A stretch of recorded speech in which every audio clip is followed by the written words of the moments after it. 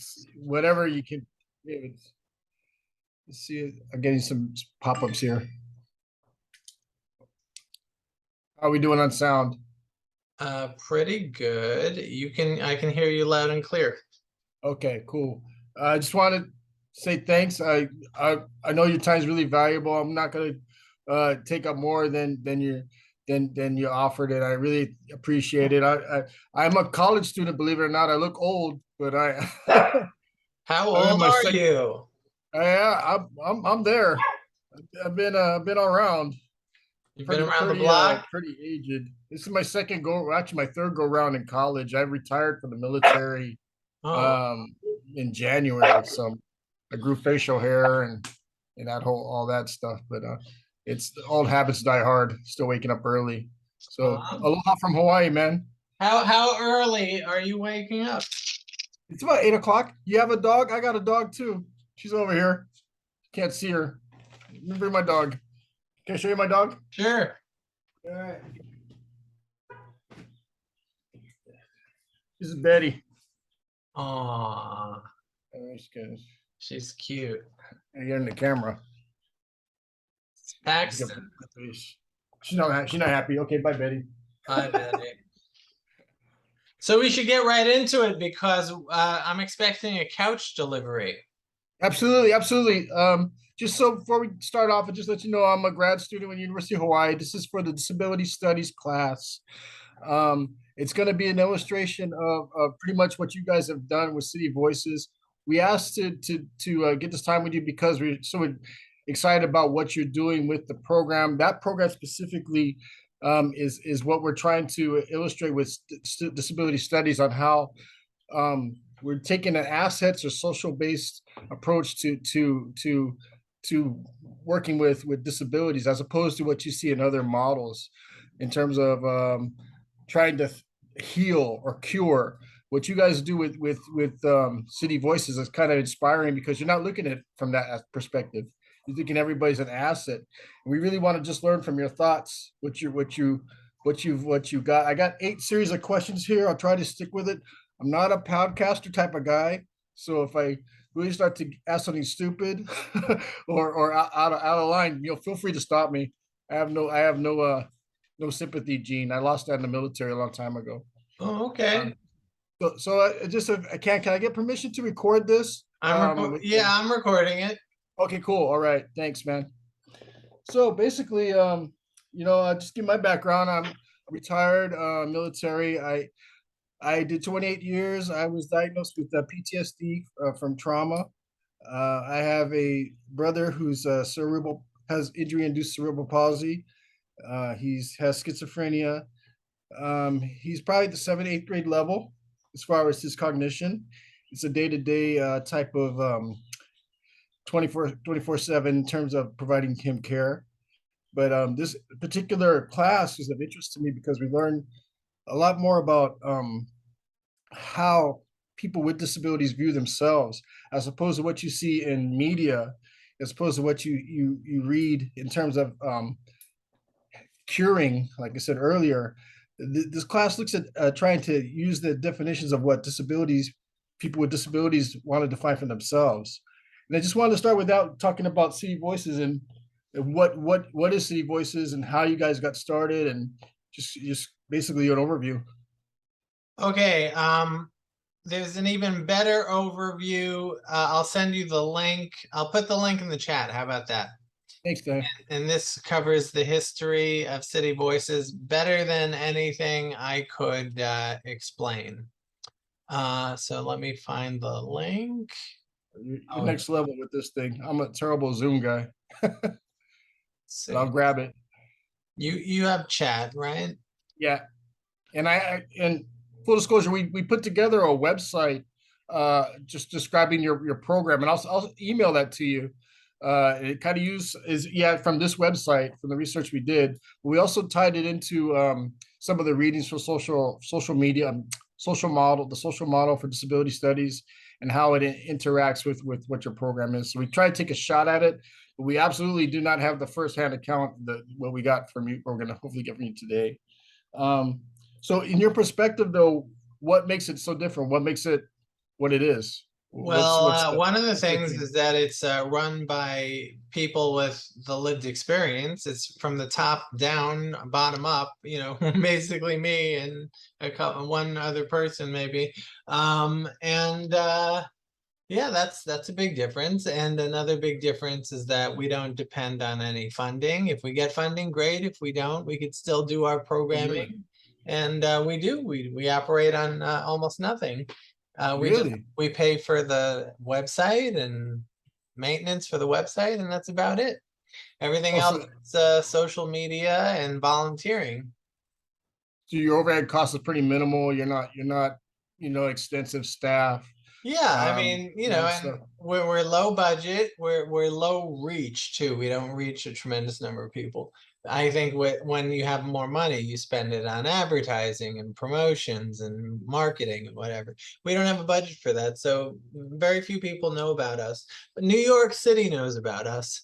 New York, Yeah. but not everybody in New York City, just the mental health community. Well, I would venture to say you're well known in the field of disability studies, at least from what Oh, that's Ken because Steele. Ken Steele was a rock star. Yeah, Ken, absolutely. he was a rock Yeah. star. I mean, if I could talk about him for a little bit of what he was or how he got it started, I'm sure it's in the link already. But what that's kind of what drew me to this program, reading about Ken Steele in an article that was written about what he went through Did you read and his how book? he just turned it around. Did you read his book, The Day the Voices Stopped? I got the Times article. I haven't. I have not Okay, got the I'm book. gonna put the name of the book in the chat. It's all about his life. And I'm also gonna put a link. We summarize the book in a video that's 15 minutes long. So I'm I've gonna, seen that. oh, you I've saw seen that, the that. Ken Steele video? Yes, sir. Yeah, With the absolutely. graphics and everything? Oh, Yeah. okay. I mean, it's in when I watched it, I get my impression of what I thought. This guy, and I have limited knowledge of really working hand in hand or head directly with anybody other than my brother who has schizophrenia. But how he was able to turn it around or just one day decide I'm not, I'm gonna do something. I'm gonna Well, actually turn this he and make it a wasn't positive. able to, like, the voices always jeopardized his recovery. Like when things were going well, then the voices started tormenting him again and he started to spiral again. And this happened periodically throughout his life. But when the voices stopped, then he was really able to recover. And then he knew he didn't have much time left on planet Earth. So he did all these big things with big corporations and government. Um, and he attributes his big recovery, the rock star recovery, to medication. Medication. Yeah, I think we can get into that a little bit because, like we say, I'm familiar with schizophrenia. Having my brother on probably three regimens, no, absolutely three regimens of medication that range from stuff like Vraylar to he originally was on the real heavy duty one. We had to take them off of that, and it's just a continual crapshoot of what's the right medicine, Yeah. when you're going to get, when your weight changes, you got to change the type of meds, and then there's always this concern that it's too much medicine or medicine isn't necessary. And I'd be interested to hear your thoughts on how medicine in terms of how that works with My thought is that, leave it up to the patient whether they want to be on this really strong medications. I'm a patient who decided, yeah, medication's probably the way to go.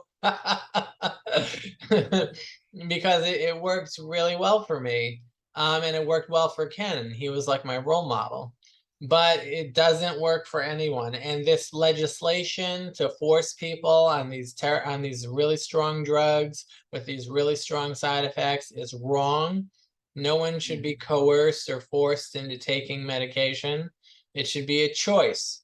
And that's my opinion. there's a and if you're familiar with the medical model and the social model in terms of those two terms, if you're not, I could give you real quick, super 100-meter definition of it. But the medical model basically looks at disabilities, illnesses as a thing that could be cured or something that's afflicting the person. As a social model, yeah, there's an issue, but really it's society and systemics ways to fix it. And that's one of the reasons why, primary reason why we looked at City Voices, because it's the application of the social model. It's really not looking at saying you're ill or you're broken or you're wrong. It's saying, okay, here, working with your peers, working with your friends, finding positive ways to look at what you have as an asset is something different. But to circle back to the concept of medicine and really the idea of the medical model being the thing that drives a lot of the therapy and treatment, it really has a contrast. It's almost like a conflicting of, should somebody really look to medical means first, or how do you balance those things? It sounds like you're able to balance it, but what would be your thoughts on somebody that just completely says, hey, medicine's not the way to go? I want to try and look at it from a different means. I'm sure you have interactions with folks like that, but I'd be curious to see what your Yeah, thoughts are. and um, the medicine. First of all, the medicine isn't a cure anyway. It's like taking cold medicine. It doesn't cure the cold, it just treats the symptoms. Right. So, but you know, the symptoms for schizophrenia, for example, could end your life. You know, it could really end, it could, and then it causes chaos and sorrow and pain for everyone who loves you. The people, but it should be a choice. There are people who can recover without medication. I know it, I believe it. I've heard stories, I've interviewed people where their children have done that. And so but then, you know, I do have a friend who went off her meds, and she hates my guts. Oh no. Because you know, when you're off those meds, all of a sudden your emotions are like so powerful and vibrant. It's like it's overwhelming, and then your thoughts are overwhelming, and they feed into and it becomes a chaotic life experience. But she is determined to stay off the meds, and people become very sensitive to the slightest human interaction, and very defensive if they feel wronged in some way, because the defense is a profound defense. When for people who don't need medication, and for people who are on medication, when we're defensive, it's a little defensive, you know, it's nothing profound, and we can still forgive, and we can move on, but and we can feel a little bit anxiety, a little bit of sadness, a little bit of anger. But off the meds, you feel tremendously with Right. each one of these emotions, and it cannot, I it can only lead to more problems with people, more problems internally with yourself and with others, unless one has a supportive community who's going to love you no matter what you're experiencing, no matter what you're going through, no matter how crazy you sound, no matter how angry you get. They may punish you for doing horrible acts, but it could be but it shouldn't be like a life sentence, you know. But yeah, but no such community really exists. So Well, I venture to say that's what City Voices is doing, right? With the peer support programs, with the friendship squads, you're creating this. At least in my mind, you create this climate or this environment where it's accepting, right? And where you're okay, not well, saying for something's wrong the with you. well, yeah, I mean, there are people who've been through the friendship squad who have been, there's one person who was homeless and an alcoholic, and they lasted, quite a few months with the friendship squad until they spiraled out, um and ghosted everyone, even their friend, through the squad, and disappeared. And when that happens, when people are spiraling for whatever reason, we can only like just pray for them and hope for the best. Peer support can only, nothing works unless the individual is committed to it. Mm. Unless the individual is committed to doing whatever it takes to participate and be, as well as they can be and happy as they can be in the community. But, addiction is a serious problem, and mental health symptoms, for whatever mental health uh label it is, that there's, the DSM breaks it down into all these symptoms, but it really boils down to like a thinking problem and an emotional problem. And when emotions and thoughts are out of control, that's a problem. That's a problem. But usually it doesn't last. And with support, I think I see it as like rough seas, a rough ocean, Yep. and you're in a small boat. But if you can stay afloat, and if there are, tugboats nearby who are stable and supporting you, you could see through the bad, I believe you could see through the bad weather. I mean, yeah, medication works for me, sure. But when I was ill, it was the friends that supported me through the chaos, that did not abandon me, that helped me to become, to get back on the recovery bandwagon.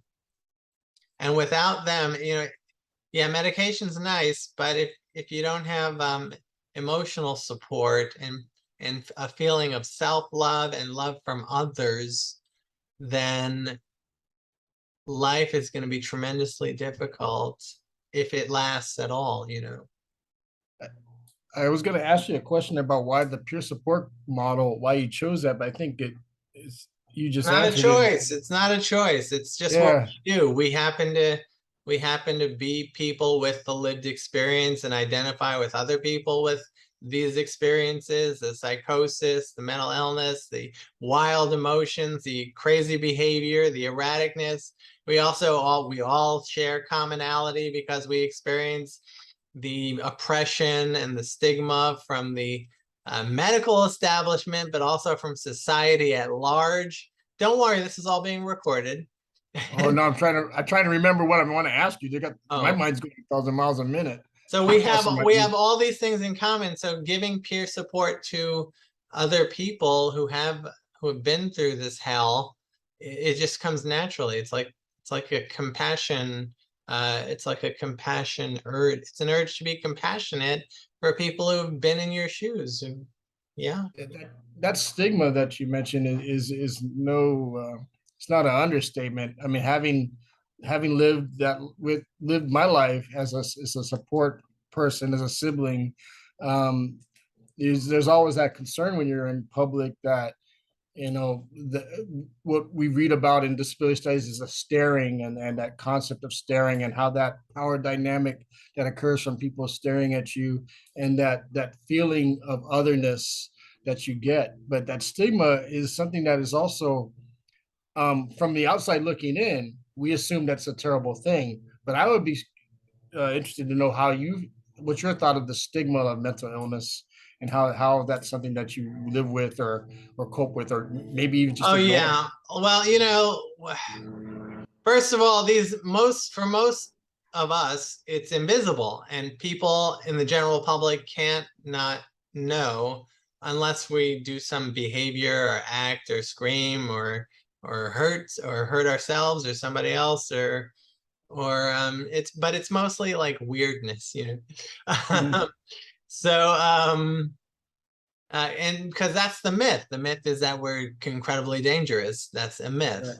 We're really, I mean, I think we're even less dangerous as a group than the general population, which they don't realize. And why don't they stigmatize themselves? They're killing more Right. people than we are.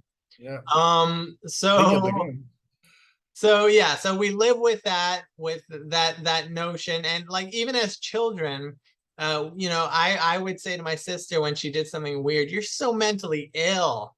You're freaking mentally ill," and she would do the same to me. And then like growing up and becoming mentally ill, you know, getting a diagnosis, then we feel like this incredible shame for Right. ourselves, for the behavior we did, for being weird, for being different. We feel different, we feel unaccepted, we feel like we can never be accepted. And so we seek out our peers or we isolate, you know, it's yeah. And it's that oppression. It's really what's the most insidious form of stigma is the stigma we do to ourselves, you know, our own Mm. thinking about ourselves and our own feelings about ourselves, our low self-esteem and self-worth, because of a diagnosis, because of our behavior, because of because you know because we feel unacceptable. And and I'm trying very slowly, very gradually to start a group that addresses that self-oppression, that self-stigma, that self shame. And it's very interesting, even though sometimes I only get one person, it's just one to one. But I find it very interesting to explore these concepts with people. And I like to share stories. I think like sharing a narrative of our lives with each other is very important, um, because yeah, like this guy Mike Veny, Veny. He's on Facebook and he does a lot of public speaking on mental health. He's also a peer. Um, he believes that we should all be, you know, anti-stigma warriors and go out, you know, and have the self-confidence and the self-love enough to go out into the world and share our stories with people we meet at the bus stop or at the restaurant or at the club or at the library, and people at the coffee shop, the strangers we meet, and educate all the strangers about what a real person with mental illness is like. The stories is very interesting how you bring that up. There is so much it's like a Pandora's box talking to you, and there's things are coming to my mind, but I know I've got to stay focused in terms of the disability study stuff because it Well, does. don't There's worry, some. this is not a one-time thing. It doesn't have to be a Okay, great, one-time great. thing. I Okay. might need to call you back. All right.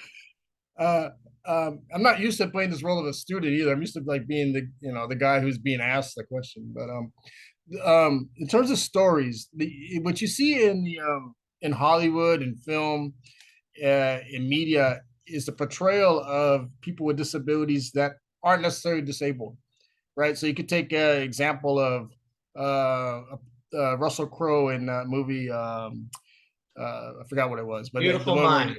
Beautiful, yes, sir, Beautiful Mind. But he's not disabled. And the thought is, well, are there disabled actors that could have done this? Are there people with disabilities that are being excluded from these type of roles? And you bring up the thing about the stories that are there and getting those messages out. And I wonder, is it a double-edged sword? Because you think about, you want to have it appealing to a general audience, but also you want that general audience to be able to, for lack of better word, feel comfortable with whoever's portraying it. And I don't know if there's a happy medium, but I'd like to get your thoughts on how that phenomena actually occurs in terms of getting that message and getting those stories out to the public that does not have any mental illness. Well, you know, like Mike Veny says, he had the right idea. And he wrote a book called Transforming Stigma, which you can check out. Okay. And there have been other books about stigma, um, which are pretty interesting. But you know, I think Mike has the right idea. You know, just very, not doing a big budget, a blockbuster film, but just like one person from who knows where going out, doing its groceries, or going to the cleaners, and like, or meeting someone on their walk somewhere, or someone they see from the neighborhood all the time, but they never really talk to them. One day actually having a talk, and maybe feeling comfortable to share that, oh yes, yeah, I've had a hard life, and this is what happened to me. And we're not all like what you see in the movies. And I guess the thing that compels me to ask the question is that those stories are not being told by majority of the time are not being told by people with disabilities. It's an exception of Beautiful Mind that's autobiographical. But if you look at other stories where they portray disabilities or portray mental illness, it's from a perspective that's not typically not somebody that has that affliction. And then I wonder how, in your mind, that could be changed, or it doesn't need to be changed. Once again, maybe it's something like, hey, this is our idea, this is our community, and just like your group, the Facebook group, getting into it, you have to ask permission. Maybe it's that dynamic as opposed to, hey, everybody, take a look over here, and this is the correct way to represent folks. I'm just curious what your thoughts are in that manner, and how it's portrayed, or what's a better way to portray it in terms of mental illness. Well, It's a loaded I question. think like everyday people with everyday stories of mental illness should those stories should be read and viewed. So I interview people, everyday people. Right. And I put everyday people on the website. But like I said, we're low budget and low everything, so these stories aren't getting a wide release. If I interviewed your brother tomorrow, and we would be very happy within a space of 6 months to have 100 views. Okay. Okay. Yeah, and I think that's so. A little bit of my background. I used to work at a nonprofit. I was an executive director at a YMCA. I worked at a foundation prior to being in the military. So my concept of nonprofit and organizations is mega grant, human resources department, CEOs, bottom line budget, that kind of stuff. And what I'm learning from you in discussion is that's not necessarily how it has to work in the world. And it kind of gets back to one of the questions I had is, in 25 years of City Voices, what has been the thing that's gotten you, continues to propel you, continues to keep you moving? What's the secret for longevity? Oh, it's like passion for the work, and passion for helping peers to live their best lives, and the pleasure, there's a pleasure there is a pleasure that people help people in helping professions get from doing the helping. And even though it's not exactly a profession, it's more like a volunteer thing, there's still that pleasure, and It seeing the doesn't run itself. I mean, like with the friendship squad, there's some real friendships that have really benefited people, and people got a chance to open their eyes to realize they could be friends with anybody, you Right. know?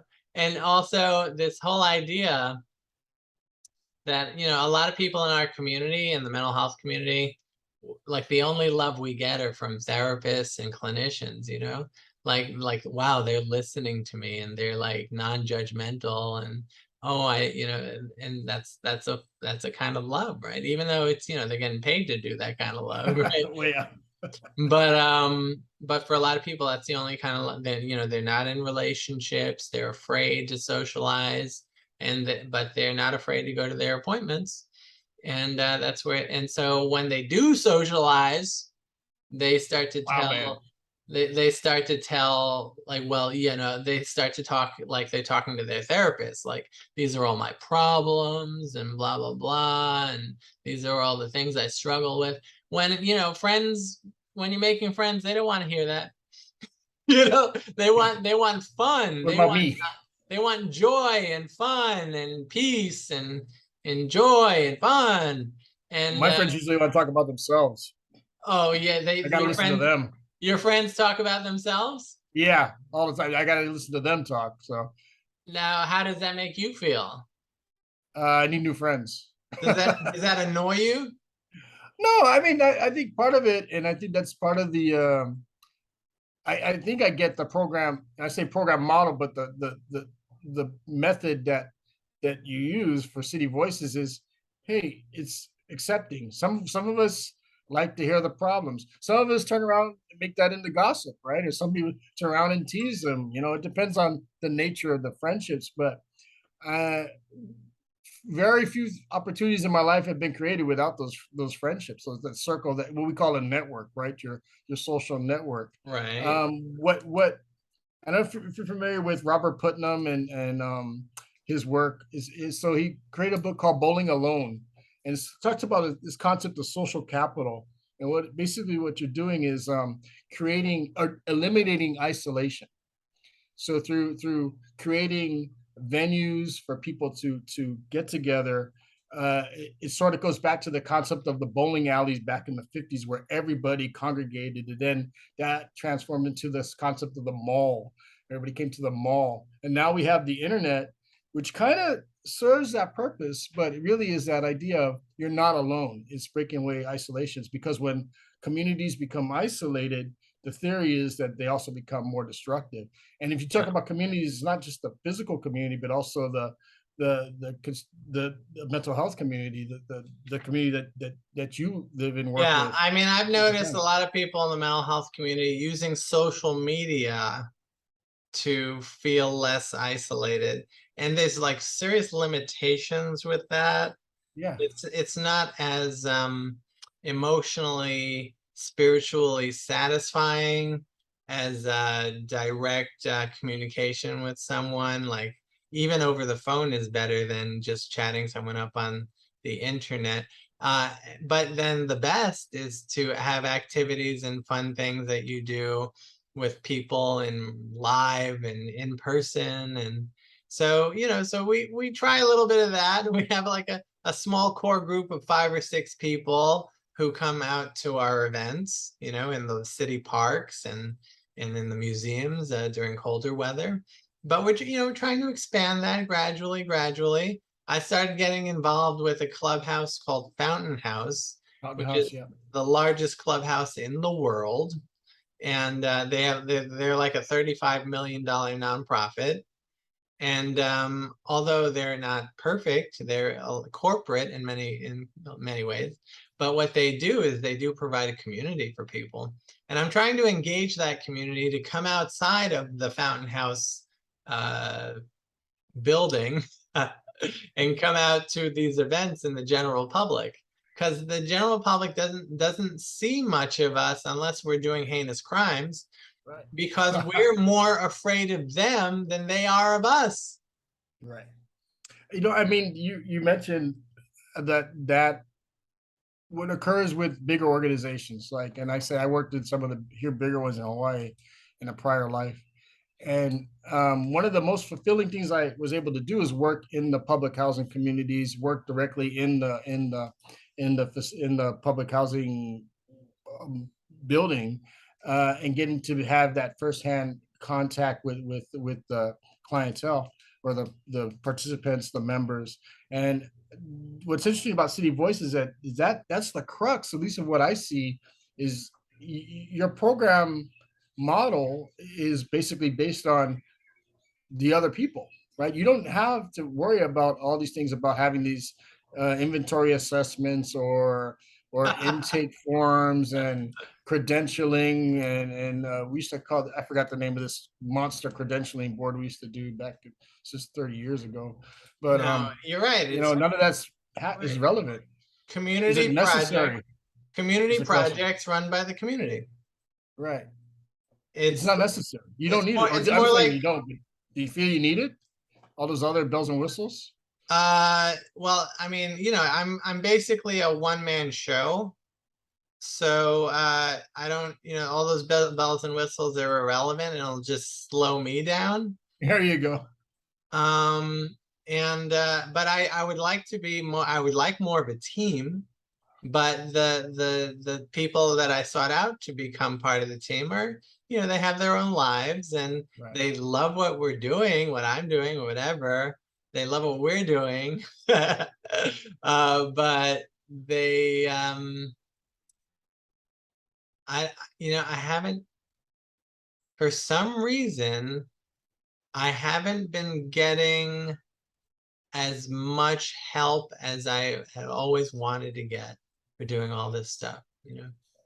So I'll put my consultant hat on. That's what I have a business. I've tried that to start that a while ago, but basically what I've seen is that through volunteering, when you have like a one person show, that's great. You're going to have the energy is there, but typically getting other people to have that same amount of enthusiasm sometimes doesn't pan out the same way because, like you said, they got other stuff to go. And for some folks, it's a cost to volunteer, right? So there's an opportunity cost of them coming in and not being able to do the things they want to do.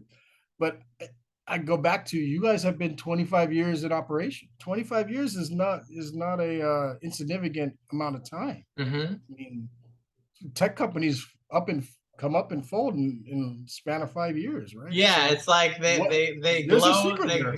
they glow really Yeah, bright, and then they burn out really fast. So right. yeah, So it's a dedicated effort. It's a very dedicated effort. And like, there are definitely rewards. I've met, my support system is huge. I And bet. yeah. And I've met so many people, I can't get everyone's name down. People know my name that I don't know, and I feel terrible about that. But um I'm very fortunate. I get to meet a lot of people and have some impact on some, more impact on others. And it's so easy. Like when I started the friendship project, it was just so easy. I just, like, because I did have help with the social media. Someone helped me to start it all. I get help with starting things, but then when they're running their course, I'm just basically running it solo. But I do have moderators for our Facebook group and You stuff have a like board. that. Your Yeah. board. What? Your board. You have a board, right? A board Oh, of no, directors. no, we have a team. OT. But like the team is not really pitching in much. And I stopped engaging them because I realized they're just talking and advising and not doing. Right. So It's a lot easier to have that. Well, I mean, there's definitely a method here, right? I mean, if you look at it, something you're doing is unique that keeps you guys moving. And we talked about the peer method, we talked about the friendship squad, but something that's another thing that drew me to you is this idea of the cracking up or that humor, and yeah. humor being something that well, if you look at the field of disability studies, there's a whole volume talking about what is funny, right, and what's appropriate, and how humor should be used or not used. And in this day and age, that's really a dangerous arena to go into, right? Because the Oh, ability to offend somebody, I think, at least I'm in my 50s, right? So I feel I can offend anybody at any minute from saying anything. I uh-huh. lived those experiences. But I really am curious why you chose or why humor is a method in terms of providing involvement, treatment, participation. Okay. So let's say you go to a lecture that you're pretty interested in, and you're sitting there and you're watching the lecture and you're like, oh wow. Well, you'll notice how many times you zone out and think about other things while they're lecturing. And I find that zoning out and thinking and not remembering the concepts, that doesn't happen as much with comedy. When you're watching a stand-up comedy routine that you really love, you're gonna remember those jokes for like weeks and weeks. Oh my God. And so so I find that humor, and connected to like mental health experience, and this has been done for years by the man who founded Stand Up for Mental Health, and he's the one who trained us in doing our comedy routines. Found that, you know, like the comedy is not just good for the comedian to, you know, make light of all this heavy stuff and be cathartic. It's also good for the audience to absorb through that medium the concepts and the experience of the comedian. And it's much more profound than like going to a lecture or something, or seeing some talking heads. So that's why we do the comedy thing. And did I share with you the comedy routine that I did at the conference?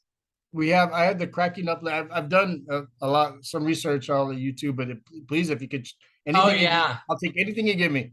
Can I'm I happy put to it have in it. the chat? Would that be okay?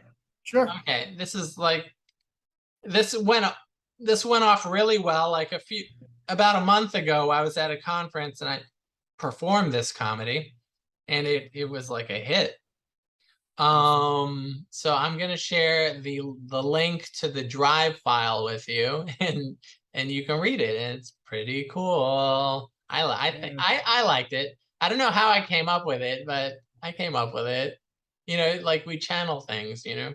There are spirits, and that, you know, we channel these spirits, and one of these spirits and this spirit's a comedian. Serendipity was what we call it. Ethereal serendipity. Yeah. I'm gonna copy that real quick, Dan.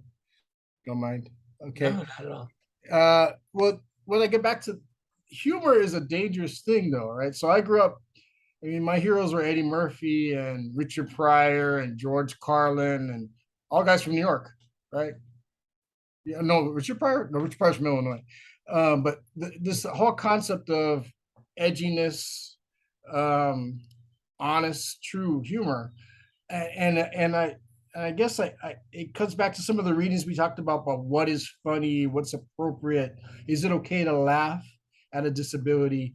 How do you balance that, or do you go for the laugh, or do you go for the education? Well, like, you know, it's Mhm.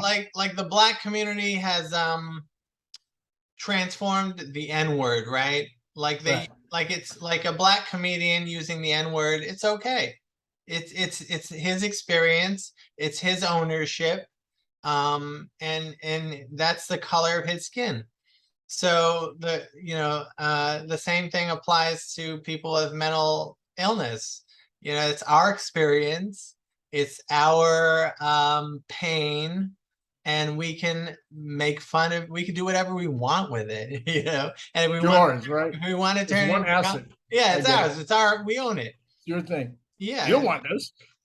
Can I, having been my experience, and this is a little bit of I guess a darker turn on it, but having people laugh at you, or laugh you, that sense of I have a sibling with a disability, with mental health disability, and I always had this concern that he's being laughed at, he's being stared at, and and a lot of that comes back to what I think you should never, it's inappropriate to laugh at somebody. It's inappropriate to make jokes about it.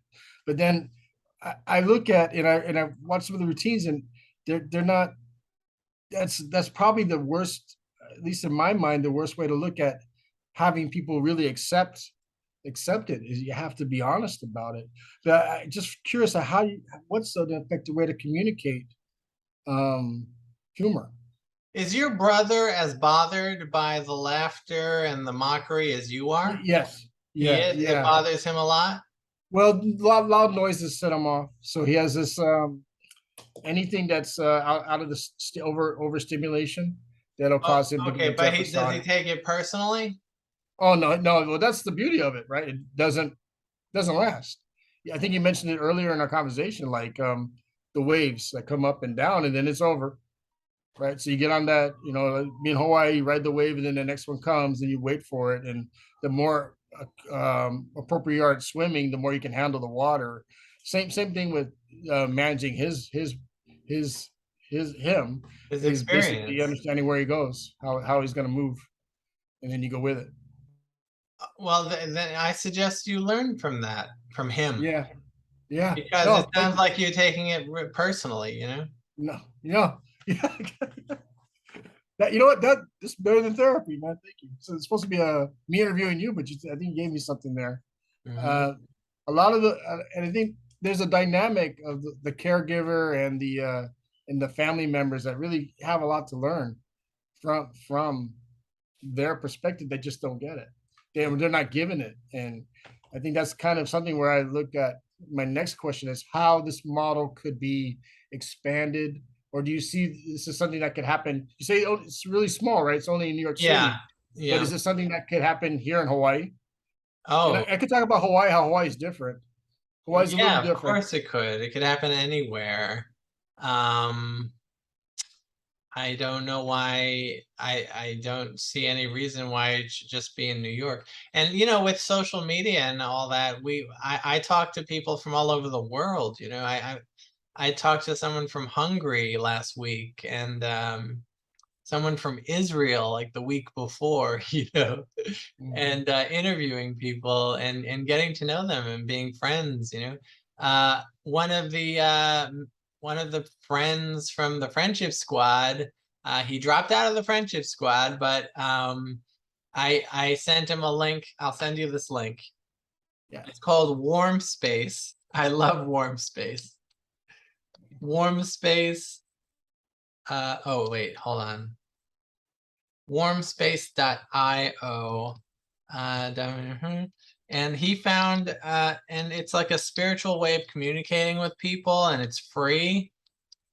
Um, and he's now talking to someone like from Indonesia who's like being like a peer support to him, and it's like, wow. So I know. the people that at Warm Space have they also like bringing people together, but for spiritual purposes, because it's this, human beings are essentially spirits inside of a fleshy body, right? So we have to take care of our spirit too. And I mean, you look at really how these interactions. If you could break these facades, break these stigmas, you can have these type of discussions, and just in the short 40 minutes that we've been talking, I've filled my paper back and forth as we're talking. But and what I don't think I can get in any short interaction is a sense of why these types of programs aren't more used, right? Why we don't apply this Well, as a therapeutic method. one idea is that maybe it threatens the establishment. Mm. It threatens capitalism. It threatens medical model. It threatens social work, even maybe. No, So it threatens these existing established systems, right? And also, there's liability, all these concerns about liability, uh, in trying to expand the friendship squad. I went to different I went to companies that were, doing work with our population, and they were like, "Oh, but what if?" And I spoke to some directors, and one director said, "Oh my God, no way! What if our clients' feelings get hurt from the friend that you pair them with?" And I was like, "Well, had you have a friend who hurt your feelings ever?" And they were like, "Yeah." And I was like, "Are you still friends with them?" And they were like, "Yeah." So I'm like, "So what's the difference?" People look at the differences among us as, like, you're black, you're white, you're mentally ill, you're an addict, you're homeless, you're a rich man, you're a poor man. Instead of finding everything that we have, and we all have red blood, we all age, we all get sick, we all die, we all breathe, we all have systems that work in our body that are beyond our control, that happen automatically. It's a miracle. We all have love, the capacity to love. The list is endless on all the commonalities. So when I'm working with people in like these little groups that I run, one of the exercises will be to focus on everything we have in common instead, because the shame and the stigma is focused on everything that makes us different. I think I gotta end it there because that's pretty much the crux of a knowledge nugget that I can take, learning.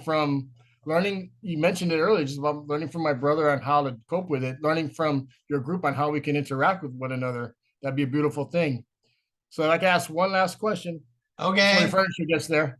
What's next for City Voices? What do you guys got coming? What's on the strategic map or horizon? No, there's no strategic map. We're not at war. Sorry.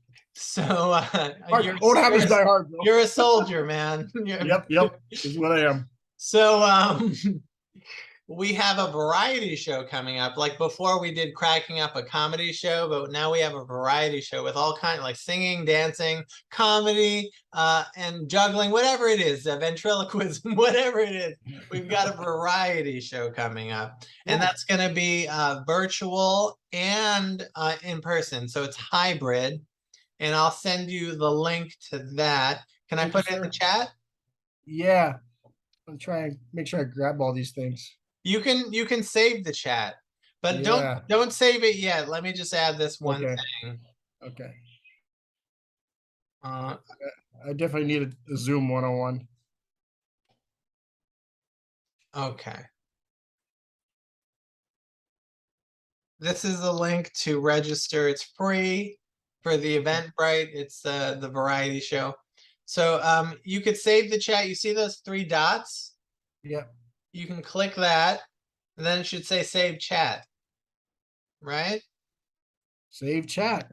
All right. Wow. You sure you're not a social worker? Yeah. So I'm gonna stop. I'm gonna stop recording, okay? Because yeah, I'm gonna clear off from here. Thanks